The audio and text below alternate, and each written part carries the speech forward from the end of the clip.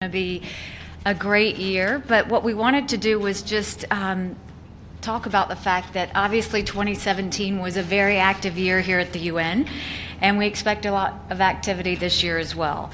We're starting off fast, and I want to touch on a few topics that are now front and center facing the world. In these first days of 2018, nowhere is the urgency of peace, security, and freedom being more tested than in Iran. By the thousands, Iranian citizens are taking to the streets to protest the oppression of their own government. It takes great bravery for the Iranian people to use the power of their voice against their government, especially when their government has a long history of murdering its own people who dare to speak the truth. So we applaud the tremendous courage of the Iranian people. The government of Iran is actively attempting to stop social media and other forms of communication that allow their citizens' voices to be heard. So we want to help amplify the voices of the Iranian people. Here are some of the messages that they're chanting today. All these brigades have come out to the streets. They've come out against the leader. Political prisoners must be freed. Independence, freedom, Iranian Republic. Neither Gaza nor Lebanon, my life only for Iran. Let go of Syria, think of us. We will die, but we'll take Iran back. Don't be afraid, we're all together. And in reference to the Supreme Leader, quote, feel some shame, let go of the country. Those are not my words. Those are not the words of the United States. Those are the words of the brave people of Iran. Now the Iranian dictatorship is trying to do what it always does, which is to say that the protests were designed by Iran's enemies. We all know that's complete nonsense. The demonstrations are completely spontaneous.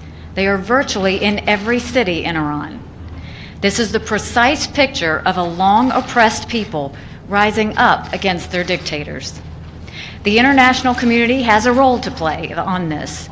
The freedoms that are enshrined in the United Nations Charter are under attack in Iran. Dozens have already been killed. Hundreds have been arrested.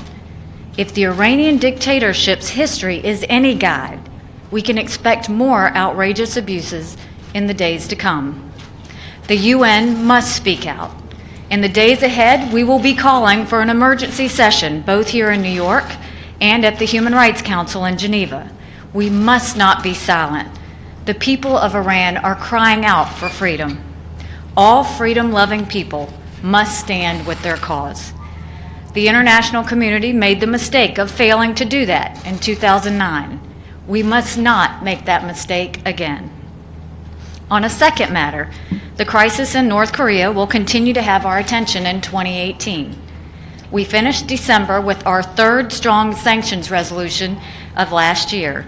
That was a great achievement, but there is more to do to ensure full implementation of the Security Council resolutions. As we hear reports that North Korea might be preparing for another missile test. I hope that does not happen, but if it does, we must bring even more measures to bear on the North Korean regime. The civilized world must remain united and vigilant against the rogue state's development of a nuclear arsenal. We will never accept a nuclear North Korea. There's one more item I want to mention. You have all heard that President Trump's comments made about Pakistan. The administration is withholding $255 million in assistance to Pakistan. There are clear reasons for this. Pakistan has played a double game for years. They work with us at times, and they also harbor the terrorists that attack our troops in Afghanistan. That game is not acceptable to this administration.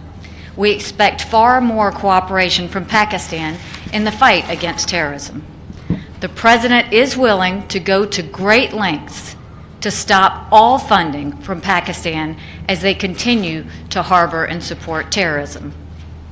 And that brings me to my final point. The Pakistan aid issue is not connected to the vote we had with Jerusalem. It is entirely connected to Pakistan's harboring of terrorists. However, as I said in December, we won't forget the Jerusalem vote. To that